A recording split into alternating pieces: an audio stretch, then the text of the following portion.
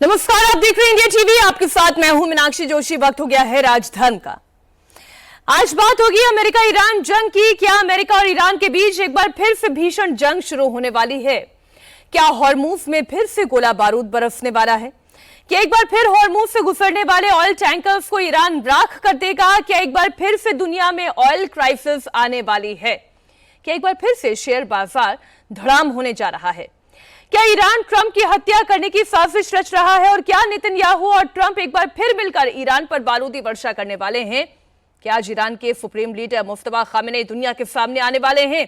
यह सवाल इसलिए उठ रहा है क्योंकि ईरान के पूर्व सुप्रीम लीडर अयातुल्लाह खामेनेई को सुपुर्द खाक किया गया, लेकिन मुस्तफा खामेनेई दिखाई नहीं दिए।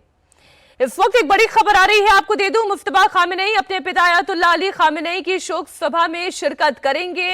कल अयातुल्लाह अली खामेनेई को सुपुर्द खाक किया गया। आज उन्हें श्रद्धांजलि देने के लिए ईरान के कुम शहर में शोक सभा आयोजित की गई है। बताया जा रहा है कि इस कार्यक्रम की अगुवाई उनके बेटे और मौजूदा सुप्रीम लीडर मुस्तफा खामेनेई ही करने वाले हैं। अगर ऐसा होता है तो फिर ये पहली बार होगा इस जंग के शुरू हो जाने के बाद जब मुस्तफा खामेनेई पब्लिक के सामने दिखाई देंगे, क्योंकि मुस्तफा खामेनेई को लेकर कई अटकलें लगाई जाती रही हैं। कहा यह जाता है कि मुस्तफा खामेनेई मारे जा चुके हैं, क्योंकि युद्ध शुरू होने के बाद से मुस्तफा खामेनेई को अभी तक सार्वजनिक मंच से दूर रखा गया है। उनकी अभी तक कोई तस्वीर या कोई वीडियो आधिकारिक तौर पर जारी नहीं की गई है, लेकिन बयान जरूर जारी किए जाते रहे हैं। तो आज क्या शोक सभा में मुस्तफा खामेनेई दिखाई देंगे? एक बड़ा सवाल।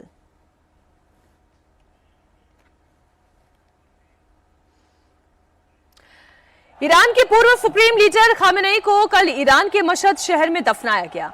अली खामेनेई करीब 37 सालों तक ईरान पर शासन करते रहे, लेकिन 28 फरवरी को अमेरिका इजराइल के हमले में वो मारे गए। 131 दिन के बाद कल यानी कि 9 जुलाई को अली खामेनेई को सुपुर्द खाक किया गया। अयातुल्लाह अली खामेनेई की अंतिम यात्रा 4 जुलाई को शुरू हुई थी, जो 5 शहरों यानी कि तेहरान, कुम, नजफ, करबला और मशहद होते हुए 6 दिनों के बाद 9 जुलाई को संपन्न हुई। इस दौरान करीब 4 करोड़ 30 लाख लोग इसमें शामिल हुए। खामेनेई का पूरा परिवार दिखाई दिया। खामेनेई के 4 बेटों में से 3 बेटे, सबसे बड़े मुस्तफा खामेनेई, तीसरे नंबर के बेटे मसूद खामेनेई और चौथे नंबर के बेटे मीसम खामेनेई दिखाई दिए।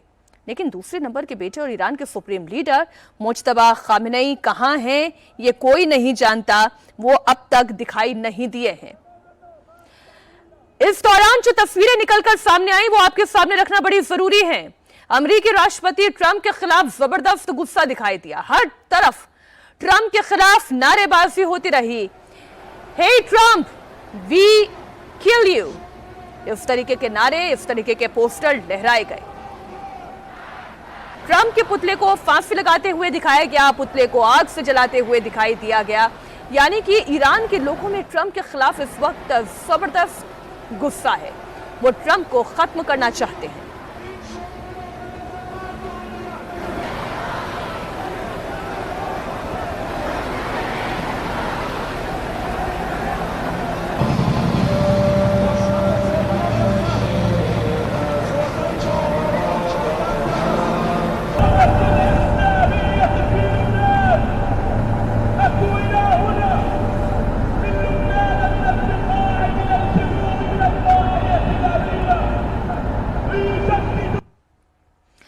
इस बीच इजराइल की ओर से अमेरिका को एक बड़ा इंटेलिजेंस इनपुट शेयर किया गया। बताया गया कि ईरान अमेरिकी राष्ट्रपति ट्रंप की हत्या की साजिश रच रहा है।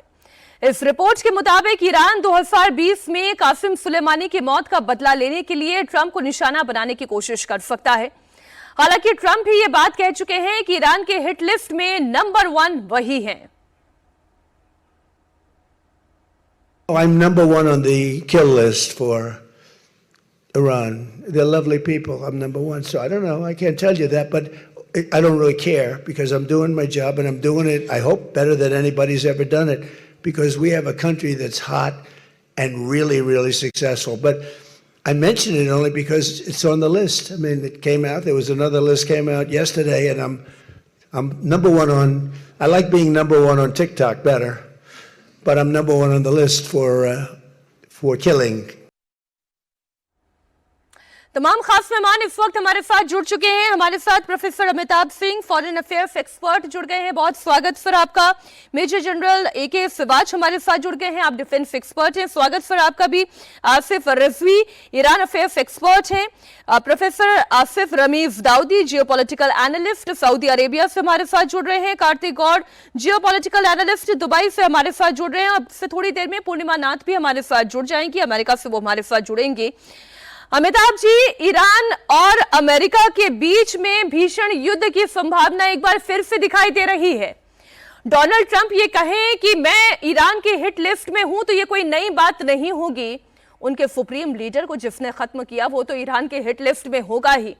लेकिन ये जो परिस्थिति दिखाई दे रही है, एक तरीके का ज्वार भाटा जो ईरान के अंदर पैदा हो रहा है और इधर अमेरिका भी बारूद की बारिश कर रहा है ईरान के ऊपर, ये इस युद्ध को कहां लेकर जा रहा है? देखिए, जब ये युद्ध शुरू हुआ था उसकी शुरुआत बहुत अचानक तरीके से की गई थी। ये अकबायक शुरू किया गया था और जिस तरह ये युद्ध चला उसको शांत कराने के लिए भी एक बहुत इमीडिएट इंपैक्ट या पैक्ट चाहते थे ट्रंप। लेकिन इस समय हो क्या रहा है, जो कंफ्यूजन है या जो भी एक अंडरस्टैंडिंग में जो अप्रोच में डिफरेंस है वो है कि होर्मुज को कौन कंट्रोल करेगा। ईरान किसी भी तरह से होर्मुज पर अपना कंट्रोल नहीं छोड़ना चाहता है और अमेरिका किसी भी तरह उनको होर्मुज का कंट्रोल देना नहीं चाहता। इस शर्त पर दोनों अब तक टिके हुए हैं। MOU में भी इस बात का मेंशन है कि होर्मुज को कंट्रोल कौन करेगा, क्या वो ईरान और ओमान करेंगे, ये बात भी उसमें है।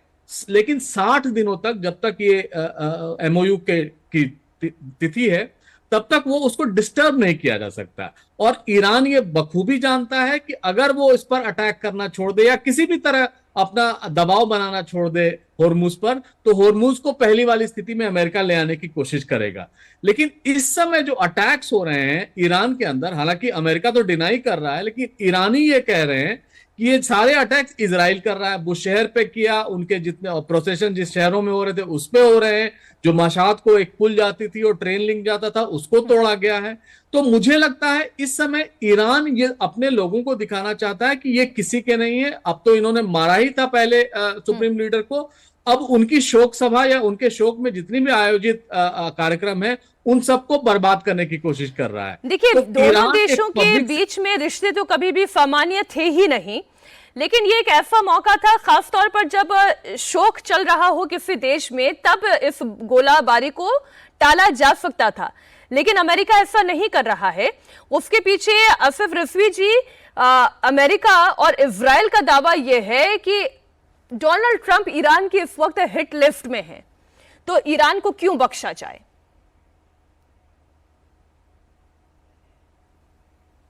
जी, बहुत शुक्रिया मीनाक्षी जी, आपको और हमारे पैनलिस्ट, रिस्पेक्टेड पैनलिस्ट को नमस्कार। देखिए, पहले तो मैं बताऊंगा कि ये ऐसी कोई बात नहीं है लिस्ट में। ये अपने आप को, जिसको कहते हैं ना कि मुंह बोले मिट्टू बनना, वो इनका जो है वो ये हाल है। वो सिंपैथी चाहते हैं अमेरिकन और यूरोपियन पीपल हैं, लोग हैं उनके निस्बत। और जिस तरह से नेटो में बैठक किया उन्होंने, उसमें कोशिश किया कि इनको दोबारा से नेटो को जमा किया जाए।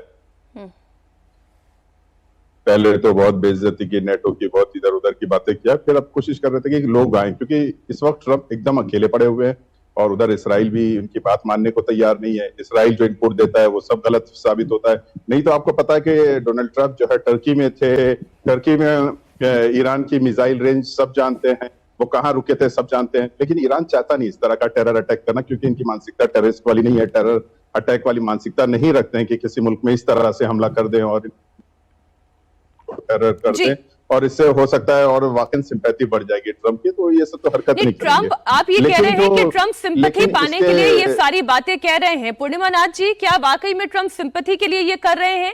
वो जान रहे हैं कि नवंबर में मिड टर्म इलेक्शन है, इस सिंपैथी की उन्हें आवश्यकता है।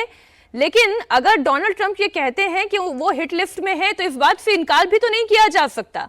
आज जो ईरान जंग में है उसके पीछे कारण तो अमेरिका है, उसके पीछे कारण डोनाल्ड ट्रंप है। नमस्ते, thank you so much for having me. जय हिंद।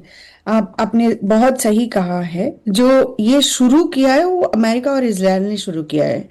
और अगर उन्होंने आज सिंपैथी के लिए भी कह रहे हैं ना, लोग उतना उनके पास नहीं जाएंगे जितना मुझे समझ आ रहा है। The idea is he already हमें दिखा दिया है कि वो, आपको याद दिला दूं, बटलर शूटिंग जब हुआ था इलेक्शन से पहले, लोगों का हमदर्दी ट्रंप के पास था और हम भी उसके बारे में बहुत बात किए थे। हमें थोड़ा सा भी आइडिया नहीं था कि वहां पे कोई फ्रॉड का कोई भी गुंजाइश हो सकती है। लेकिन एक साल के बाद ये क्वेश्चन बार बार आ रही है, क्या बटलर शूटिंग स्टेज्ड था या नहीं था? क्योंकि इनफैक्ट ये जो लास्ट वाला अटेम्प्ट था वाशिंगटन में जो होटल में हुआ है, उसमें भी काफी सारे लोग बोले हैं कि वो भी स्टेज था लिटरली, कि इट्स इम्पॉसिबल कि डोनाल्ड ट्रंप हर जगह नहीं जाते। वहां पे जाने के बाद वो इमीडिएटली बाद उन्होंने बॉलरूम की इंफॉर्मेशन, बॉलरूम की जो मुद्दा उठाई right to way immediately. It's impossible for anybody to literally talk about एक सुर में सब सारे पॉलिटिकल स्टूज, सारे रिपब्लिकन लीडर्स, डोनाल्ड ट्रंप एक सुर में बॉलरूम के बारे में बात कर रहे थे। लोग बोल रहे थे वाज इट स्टेज्ड और नॉट। इसी की वजह से सारा इंफॉर्मेशन बार बार आने वाली है कि बटलर जो शूटिंग था इलेक्शन से पहले वो भी स्टेज था कि नहीं था। मतलब आप ये कह रही है कि इजराइल की ओर से आने वाला इनपुट, डोनाल्ड ट्रंप का बयान, ये सब कुछ एक उस भूमिका का हिस्सा है जो वो सिंपैथी पाने के लिए कर रहे हैं। ये डेफिनेटली हो सकता है, इट्स पार्ट ऑफ इट। और at the end of the day उन्होंने खमेनी और उनके सारे लीडरशिप को मार दिए, 50 लोगों को मार दिए। आप मुझे बताइए, how is it possible that any countries leaders at this point of time is quite? India के लीडर भी तो मैं मानती हूँ कि सब दुनिया में अगर 5 बड़े कंट्री है उसके जो लीडर है उसमें नरेंद्र मोदी जी पढ़ते हैं, लेकिन कैसे आप लोग भी चुप थे जब खमेनी को मार दिए और उनके लीडरशिप को मार दिए? आप उनके पॉलिटिक्स को सपोर्ट ना कर सकते हो, आप उनको सपोर्ट ना कर सकते हो। जी, मैं आपकी ही बात को लेकर मेजर जनरल ए.के. सिवाच के पास जा रही हूँ कि अभी भारत की भूमिका पर हम बात करें उससे पहले इंपॉर्टेंट ये है, हम ये तो समझें कि भाई ये जंग खत्म हो गई है या जारी है, हॉर्मुज स्ट्रेट खुल गया है या ये अभी भी अवरुद्ध है? क्योंकि तेल के टैंकरों की आवाजाही एक बार फिर से रुकती हुई दिखाई दे रही है। अंतर्राष्ट्रीय मार्केट में क्रूड ऑयल के दाम 5% बढ़ गए हैं। कहां खड़ी हुई है दुनिया इस वक्त? हाँ बिल्कुल, देखो मीनाक्षी, इस लड़ाई में अचीव क्या किया? सबसे बड़ी एक चीज अचीव की है कि जो स्टेट ऑफ हॉर्मुज बिल्कुल फ्री ओपन था 28 फरवरी से, आज वो एक प्रकार से ईरान के हाथ में है और ईरान ये लीवरेज कभी नहीं छोड़ेगा और इसका इस्तेमाल। और इसके अंदर दूसरी गलती क्या की है, जो आर्टिकल 5 जो MOU का है उसमें लिखा है कि ईरान इसको रेगुलेट करेगा और 30 दिन के अंदर डीमाइनिंग करेगा और उसके बाद इसका डिसीजन होगा ईरान, MOU और बाकी गल्फ कंट्री। तो कहीं ना कहीं इसमें ये आपने लकुना छोड़ दिया, तो ईरान तो इसको बिल्कुल नहीं छोड़ेगा, क्योंकि ईरान जो है उसको मालूम है कि उसकी मिलिट्री पावर इतनी बराबर की नहीं है जो कि अमेरिका और इजराइल की है। तो उसने एसिमेट्रिक वॉरफेयर किया। उसने 2 काम किए जो बहुत ही महत्वपूर्ण थे। एक तो उसने स्टेट ऑफ हॉर्मुज को ब्लॉक कर दिया और दूसरा जो कि गल्फ स्टेट के अंदर जितनी भी मिलिट्री इंस्टॉलेशन थी अमेरिका की उस पर हिट किया। तो एनर्जी सेक्टर इन देशों का भी हिट हुआ, टूरिज्म भी हुआ, कहीं ना कहीं डिसैलिनेशन प्लांट्स को भी हिट करते। कहने का मतलब ये है कि आज की तारीख में जो आप ये कहें कि स्टेट ऑफ हॉर्मुज का फ्यूचर बिल्कुल अनक्लियर है। दूसरी बात आती, क्या ये लड़ाई दोबारा स्टार्ट हो सकती है? मेरे हिसाब से लड़ाई कभी बिल्कुल नहीं स्टार्ट हो सकती। उसकी वजह 3 है। देखो, ये सच्चाई है, अमेरिका को पता है कि ये लड़ाई अमेरिका की थी नहीं, ये इजराइल की लड़ाई थी और अमेरिका दलदल में फंस गया था। अमेरिका बाहर निकला। डोनाल्ड ट्रंप ऐसी गलती नहीं करेंगे। और उसकी 3 और वजह है, क्योंकि पब्लिक ओपिनियन जो है वो अमेरिका की नहीं चाहती लड़ाई दोबारा हो। उनकी पॉपुलैरिटी डाउन होती जा रही है, उनका अप्रूवल रेटिंग लोएस्ट है। मैं अगर आप ही की बात को आगे बढ़ाऊं सिवाच सर, कि अमेरिका खुद नहीं चाहता कि वो एक बार फिर से ये युद्ध शुरू करे, स्ट्रेट ऑफ हॉर्मुज अवरुद्ध हो जाए, ये भी अमेरिका नहीं चाहता। और फिर दूसरी तरफ ईरान को कैंसर बता रहा है। एक बयान में डोनाल्ड ट्रंप का दर्शकों के सामने रख दूं, अमेरिका और ईरान के बीच भीषण युद्ध की आशंका क्यों बढ़ जाती है? क्योंकि ट्रंप ने ईरान को कैंसर करार दे दिया है। अब जो बयान है वो आपके सामने है। This morning I'm on every single one of their lists. And so far, I guess I've been a little bit lucky, but that maybe doesn't last very long because that's the way it goes. But we have great people. But these are evil, sick people, and we have to rid their cancer.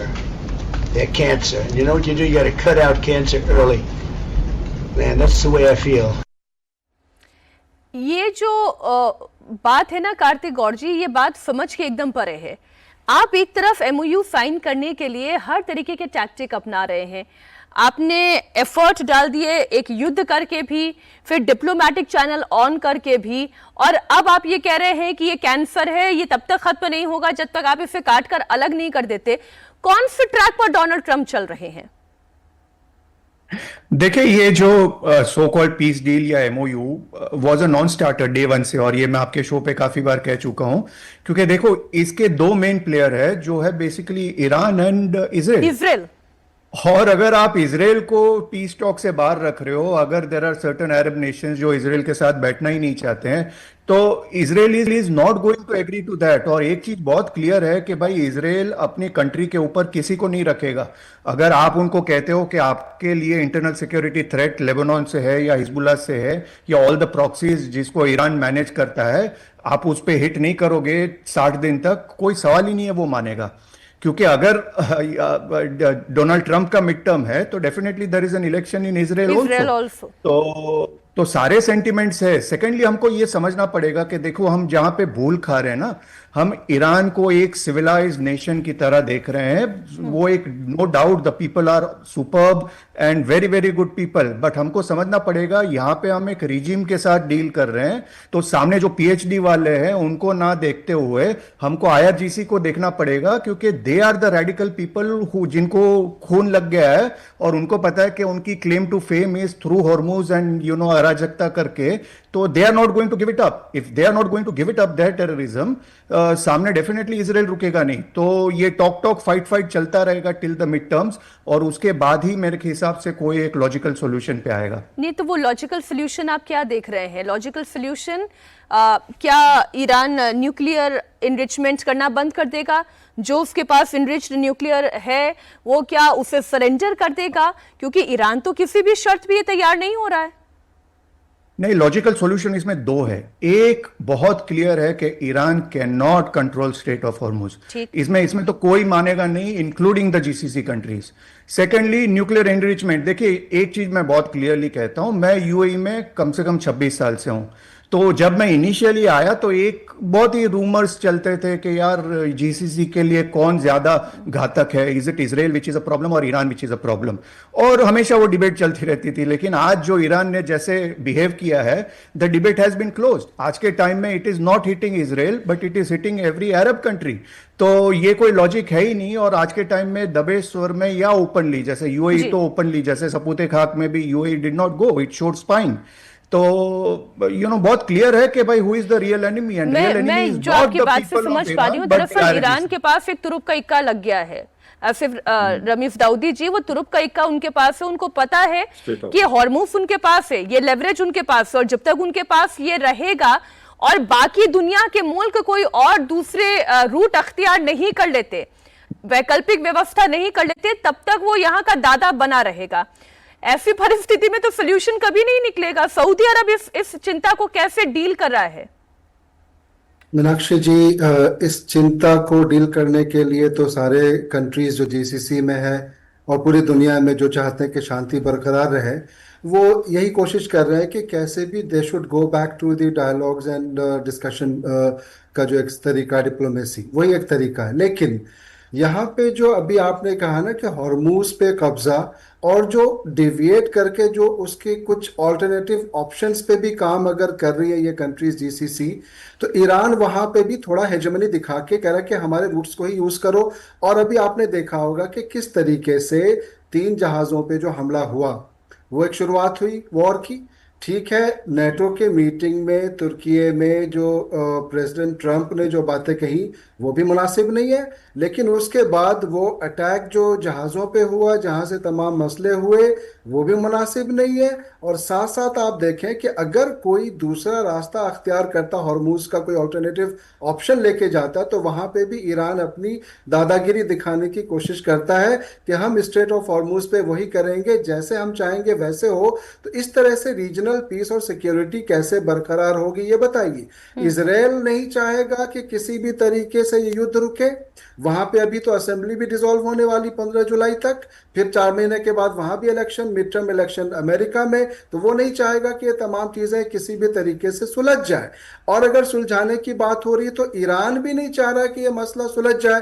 जब से ये तमाम 28 फरवरी के बाद थोड़ी बहुत चीजें हुई है, ईरान ने जो हॉर्मूज का नब्ज देखा है, तो अब लगता है कि ईरान पूरी तरीके से जीसीसी के अगर कॉन्टेक्स्ट में बात करें, तो अभी हमारे एक साथी ने भी कहा कि ईरान और इजराइल दोनों में कौन ज्यादा खतरनाक है जीसीसी के लिए। है तो दोनों ही खतरनाक, लेकिन अभी जो हालात ईरान ने पैदा किए हैं इस पर्टिकुलर कॉन्टेक्स्ट में, जीसीसी और फ्रेंडली और नेबरिंग कंट्रीज के साथ बेसेस को अटैक करने के नाम पे, तो पूरी तरीके से आप सिर्फ बेसेस तक भी अगर कोई कहता है कि चलो आपका रिटेलिएशन का राइट है, तो उसके बाद जो आप भी सिविलियंस पे, आप भी अलग अलग जगहों पे वो रिटेलिएशन के नाम पे जो पूरे फ्रेंडली कंट्रीज के साथ कर रहे हैं। और दूसरी तरफ जो है, आप देखो कि हॉर्मूज के अंदर आप चाह रहे कि कोई दूसरा रास्ता भी अख्तियार नहीं करे। बिल्कुल ठीक बात है भाई, इंटरनेशनल वाटर्स है, वहां पर अधिकार तो हर देश का है, वहां पर किसी एक देश का आधिपत्य तो नहीं चल सकता।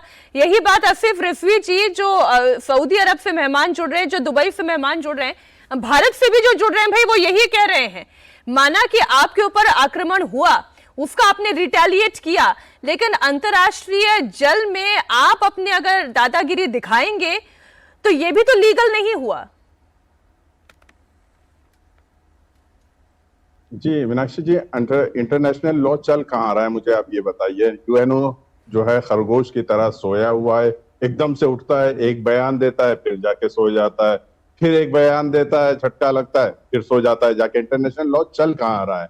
हमने कितना क्रिटिसाइज किया, कितना हमने कंडेम किया। अगर ये इतनी आसानी से कह के गुजर जाने वाली चीज नहीं है कि आपने अटैक किया और आपने रिटेलिएट कर दिया। नहीं, एक सुप्रीम लीडर को मारा है इन्होंने 170-180 बच्चों को वहां पे, उसके अलावा मोर देन 3,500 लोगों को शहीद किया है, मारा है। तो उसका कहीं ना कहीं इनको भरपाई करनी पड़ेगी। और दूसरी चीज, हॉर्मूज को इससे पहले कब बंद कर दिया गया? कभी बंद किया गया था? नहीं। लेकिन अब जो ऐसे माहौल क्रिएट किए गए कि ईरान कहता है हम ये दूसरी जो कंट्रीज हैं, जिसको दूसरी लैंग्वेज में कहा जाए, जो चीजुरी करती हैं, जो उनके सामने झुकती हैं, उनकी तरह नहीं है, हम नहीं झुकेंगे।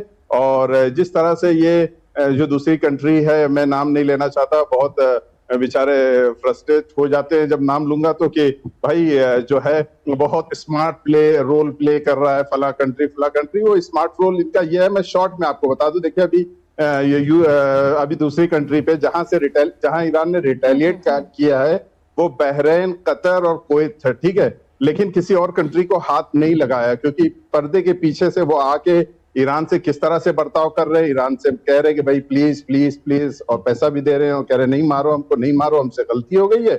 और फिर उधर से उनकी मजबूरी है, क्योंकि वो बने ही इसी बेस पे है। देखिए, अगर उनके यहाँ से है क्या, उनके यहाँ बस डेजर्ट है और कैमल्स मिलेंगे आपको, उनका अपना कुछ नहीं है। जो भी है वो अमेरिका और इसराइल। कार्तिक गौड़ इस पर रिप्लाई देना चाह रहे हैं। कार्तिक गौड़ जी बोले।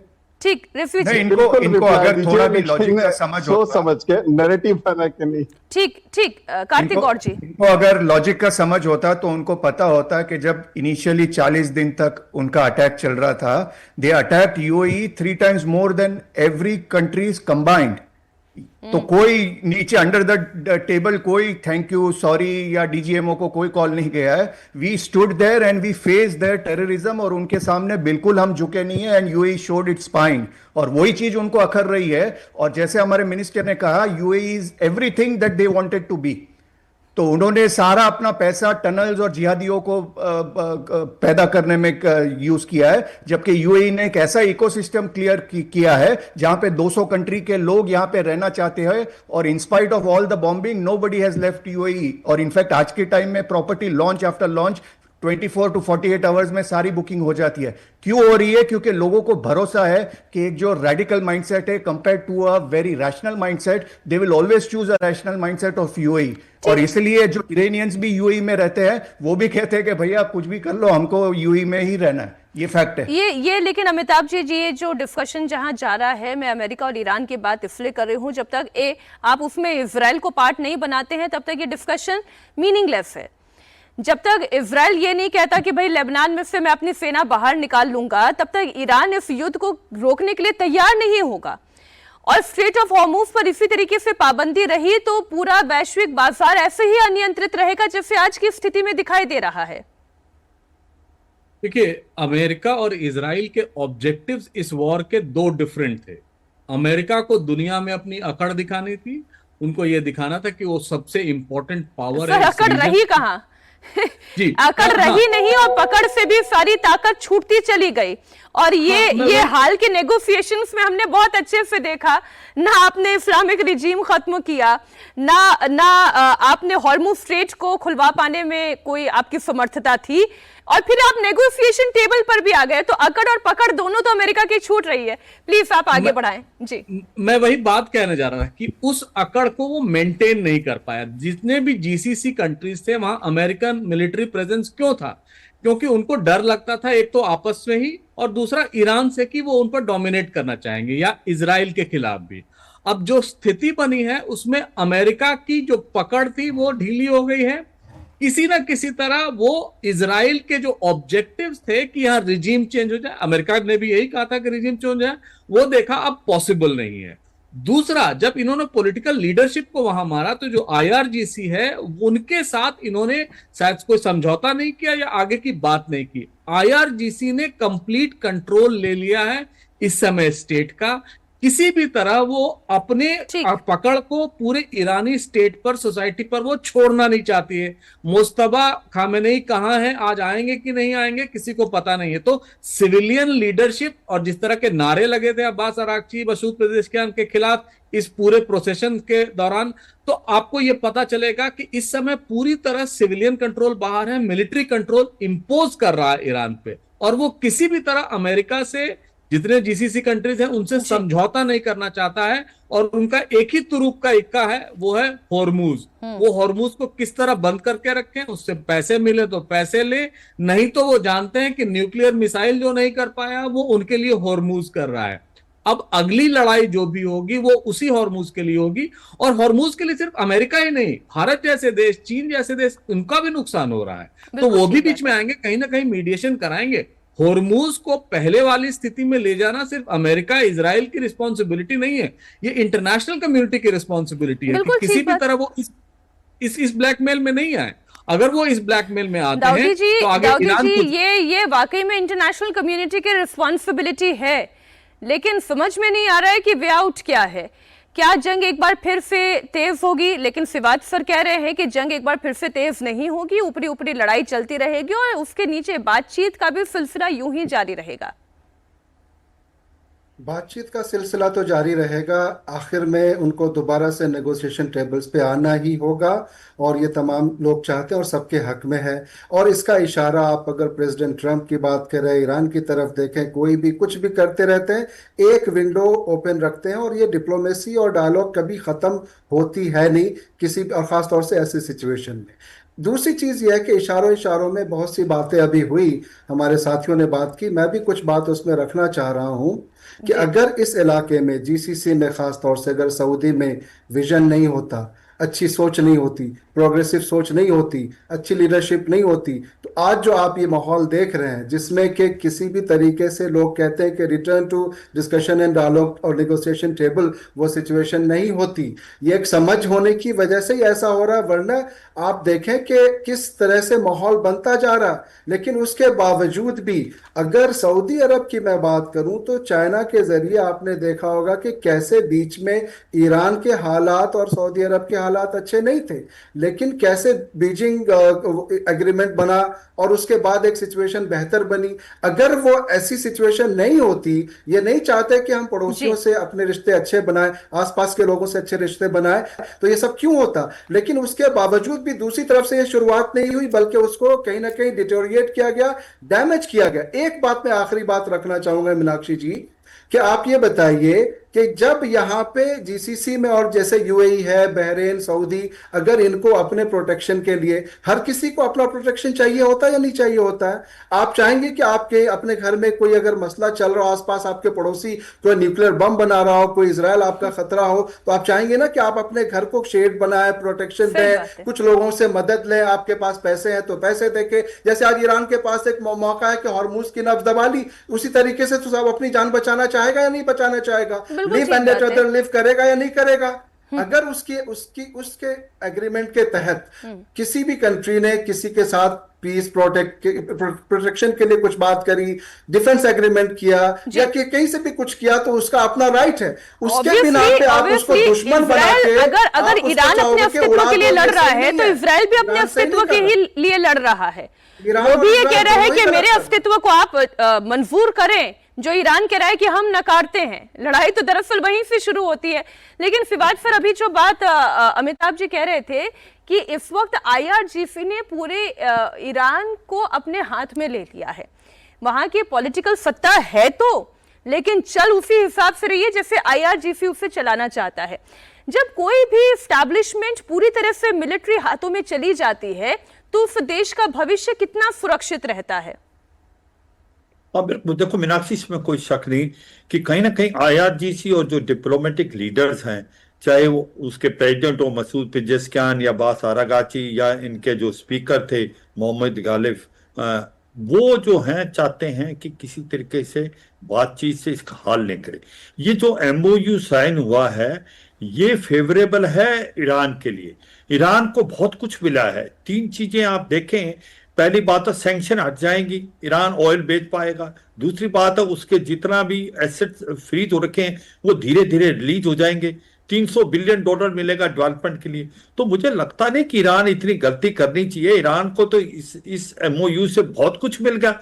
ना उसकी कोई न्यूक्लियर की बात हो रही है, ना उसकी मिसाइल की बात हो रही है, ना उसकी प्रॉक्सी की बात हो रही, वो बाद के लिए टाल दी गई। मगर अगर हम ये समझें कि IRGC कंट्रोल में ये है, लग रहा है कि कहीं ना कहीं इनके अंदर मतभेद है, ये सेम पेज पे नहीं। मगर अभी भी मुझे लगता है ईरान भी लड़ाई नहीं चाहता, क्योंकि ईरान को कुछ फायदा नहीं। अगर लड़ाई चाहता है तो इजराइल चाहता है। उसकी वजह 3 है, क्योंकि इजराइल नेतन्याहू को मालूम है उसके भी इलेक्शन है अक्टूबर के अंदर, और नेतन्याहू को मालूम है कि हार्ड स्टांस अगर वो लेते हैं हिजबुल्लाह की तरफ तो उनके जीतने के चांसेज हैं, क्योंकि अगर वो हार जाते तो जेल में जाएंगे करप्शन चार्ज में। मगर एक चीज समझनी पड़ेगी ईरान को, ये जो अब लड़ाई स्टार्ट हुई है ये ईरान ने स्टार्ट की है कि अगर वो कमर्शियल शिप्स के ऊपर हमला नहीं करते तो अमेरिका का कोई मतलब नहीं था उनके ऊपर हमला। मैं आपकी बात से आंशिक रूप से फिवाद सर सहमत हूं, लेकिन फिर मैं अमेरिका की भी बात याद दिलाना चाहूंगी दर्शकों को, जिसमें भारतीय नाविक भी मारे गए थे और अमेरिका ने उन जहाजों पर हमला कर दिया, उनके सामने नाविक डूबते रहे, उन्होंने मदद नहीं पहुंचाई और फिर यह कह दिया कि इसमें हमारी भूमिका नहीं है, जबकि सेंटकॉम की तरफ से इमेजेस जारी की गई थी। तो अमेरिका अपने आप को दूध का धुला तो घोषित करने की बिल्कुल कोशिश ना करे, यह बात बिल्कुल ठीक है। और रही बात इस्लामिक रेजिम में वो जो कट्टरपंथी ताकतों की है, इस बात से तो रिजवी जी कोई इनकार नहीं कर सकता कि आज अगर हिजबुल्लाह खड़ा है तो वो ईरान की शह पर खड़ा है, अगर हमास खड़ा है तो वो भी ईरान की शह पर खड़ा है।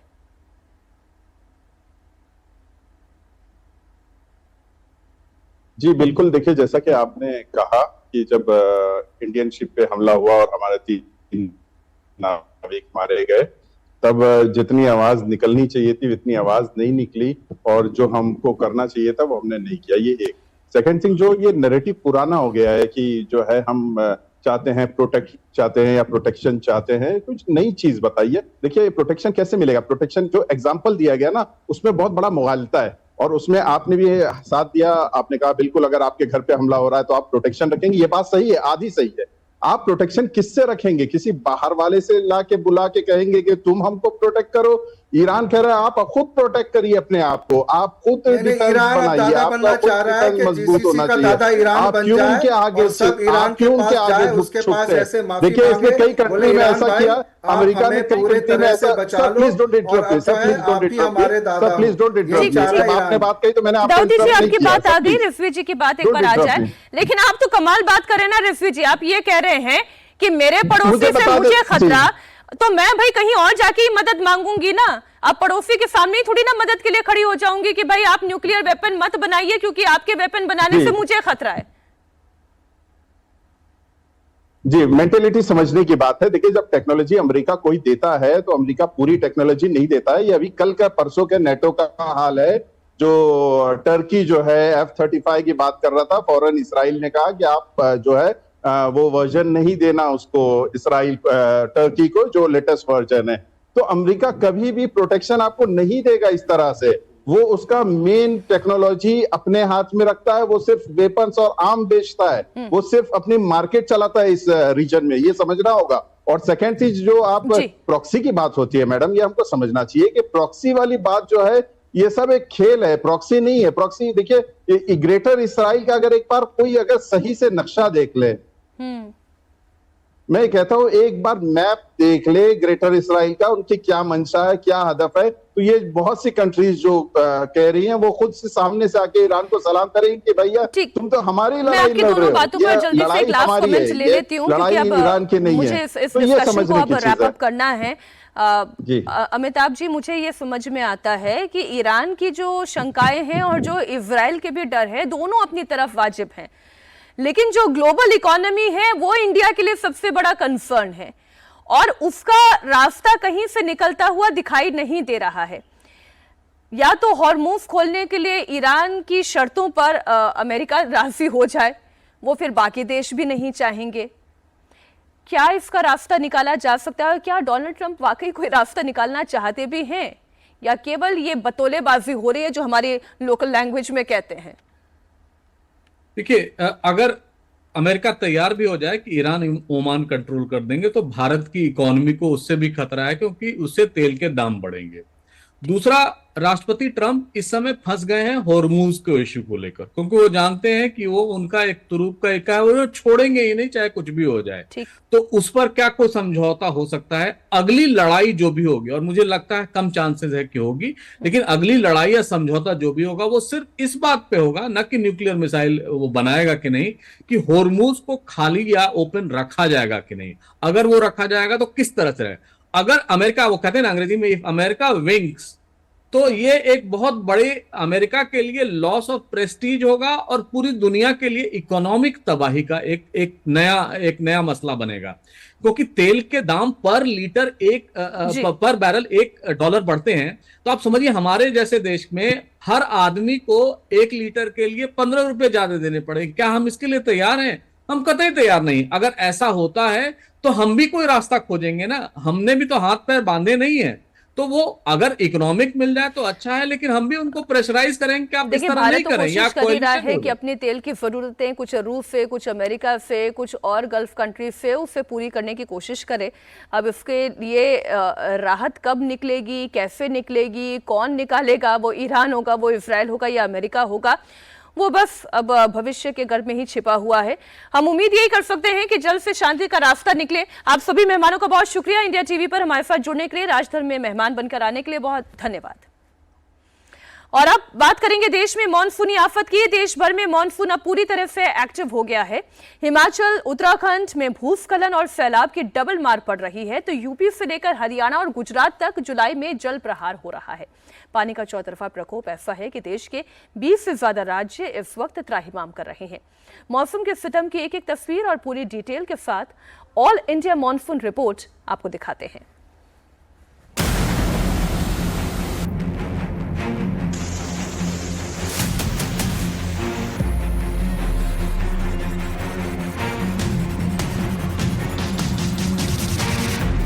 मैदान में सैलाब, मुसीबतों का पहाड़। शिमला में लैंडस्लाइड, किन्नूर में बाढ़ से हाहाकार,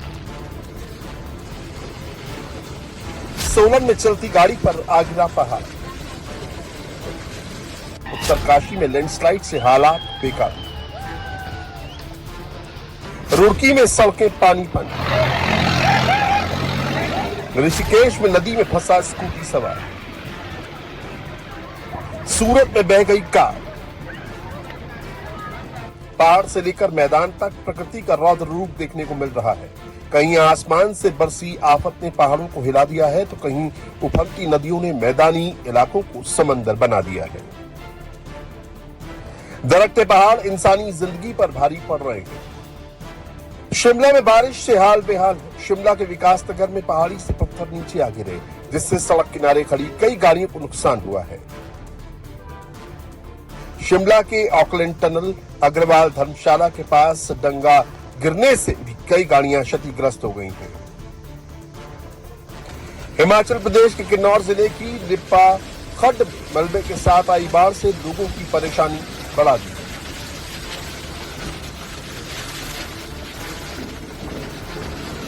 बाढ़ के तेज बहाव और भारी मलबे से लिप्पा गांव को जोड़ने वाला करीब 100 फुट लंबा लोहे का पुल मलबे में दब गया।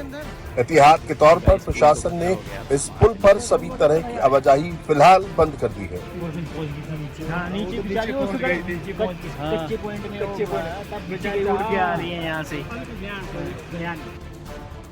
हिमाचल प्रदेश के सोलन की तस्वीरें देखिए। गब्बर पुल सरली रूट पर एक बड़ा हादसा होते होते टल गया। सरली से कुनिहार की ओर आ रही एक कार पर अचानक पहाड़ी से बड़े पत्थर गिर पड़े। हादसे में वाहन में सवार 2 लोग घायल हो गए, जबकि 3 अन्य को हल्की चोटें आई हैं। हिमाचल के बाद अब उत्तराखंड के हालात भी देख लीजिए। गंगोत्री हाईवे पर भयंकर लैंडस्लाइड हुआ है। पहाड़ का एक हिस्सा भरभरा कर सड़क पर आ गया, जिसके चलते सड़क पूरी तरह से ठप हो गई। सड़क से मलबा हटाने का काम जारी है। ऋषिकेश में उफनती बीन नदी में एक स्कूटी सवार फंस गया। लगातार बारिश से ऋषिकेश की चीरा रोड पर बीन नदी उफान पर आ गई। नदी पार करते समय एक स्कूटी सवार बीच धारा में फंस गया और स्कूटी में रखा सामान तेज बहाव में बह गया। मौके पर मौजूद लोगों ने नदी में उतरकर स्कूटी सवार को सुरक्षित बाहर निकाल दिया। भारी बारिश के चलते ऋषिकेश में गंगा उफान पर है। गंगा का जलस्तर तेजी से बढ़ रहा है। खतरे को देखते हुए प्रशासन पूरी तरह हाई अलर्ट पर है। बता दें, पिछले 24 घंटे में गंगा का जलस्तर 30 सेंटीमीटर बढ़ गया है। इसके साथ ही उत्तराखंड में हाई इंटेंसिटी बारिश का अलर्ट जारी किया गया है, जिसे देखते हुए प्रशासन अलर्ट मोड पर है। एसडीआरएफ और स्थानीय पुलिस की टीमें नदी पर लगातार गश्त कर रही हैं। तो वहीं प्रशासन ने श्रद्धालुओं से घाटों पर न जाने की अपील की है। उत्तराखंड के रुड़की में मूसलाधार बारिश से हाहाकार मचा है। मूसलाधार बारिश के चलते कई इलाकों में जनजीवन पूरी तरह से अस्त व्यस्त हो गया है। शहर की सड़कें पानी से लबालब है।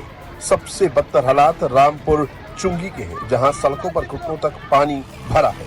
रफ्तार पर ब्रेक लग चुका है। दुकानों में पानी घुस गया है और देहरादून मार्ग ठप हो गया है। बारिश के बाद हरिद्वार से देहरादून तक हाहाकार मचा है। देहरादून में पिछले 48 घंटे से हो रही बारिश के बाद शहर पानी पानी हो गया है। जो तस्वीरें आप देख रहे हैं वो कोई नदी या तालाब की नहीं है। ये लक्सर के बसेरी का रिहायशी इलाका है। एसडीआरएफ को सूचना मिली कि इलाके में निर्माणाधीन मकान में 2 लोग फंसे हुए हैं। घर के आसपास पानी भर जाने की वजह से वो बाहर नहीं निकल पा रहे। इसके बाद एसडीआरएफ की टीम ने रेस्क्यू अभियान चलाया और दोनों को सुरक्षित बाहर निकाला। हरिद्वार में भी भारी बारिश से हाल बेहाल है। जगह जगह पानी भरा है। भारी बारिश की वजह से पहाड़ों से मलबा आ गया। ऐसे में प्रशासन ने येलो अलर्ट जारी कर सभी स्कूल कॉलेजों की छुट्टी कर दी। पूरे शहर में पानी पानी है। सड़कें दरिया बन गई हैं। ये तस्वीरें गुजरात के सूरत की हैं, जहां बाढ़ बारिश से भयंकर तबाही मची है। सूरत में एक कार नदी के तेज बहाव में बह गई।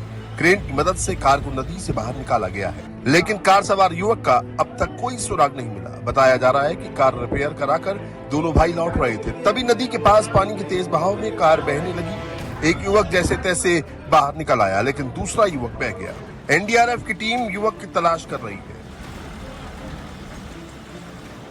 गुजरात में बारिश की वजह से हुए हादसों में मरने वाले लोगों का आंकड़ा बढ़कर 17 तक पहुंच चुका है। इनमें से 6 आज बरामद किए गए। इसके अलावा 3600 से ज्यादा लोगों को बचाया जा चुका है। साथ ही निचले इलाकों में रहने वाले 4300 से ज्यादा लोगों को निकालकर सुरक्षित जगहों पर भेज दिया गया है।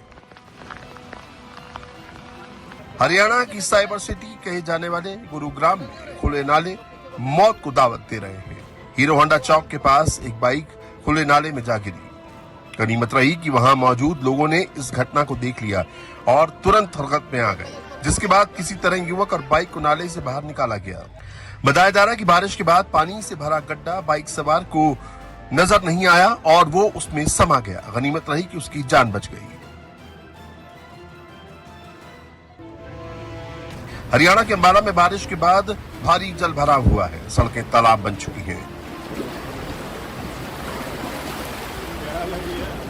हरियाणा के बाद यूपी के हालात देखिए। नोएडा के डीएलएफ मॉल के बाहर की सड़क है, जहां घुटनों तक पानी भरा हुआ है। जल भराव से ट्रैफिक भी बुरी तरह प्रभावित हुआ है।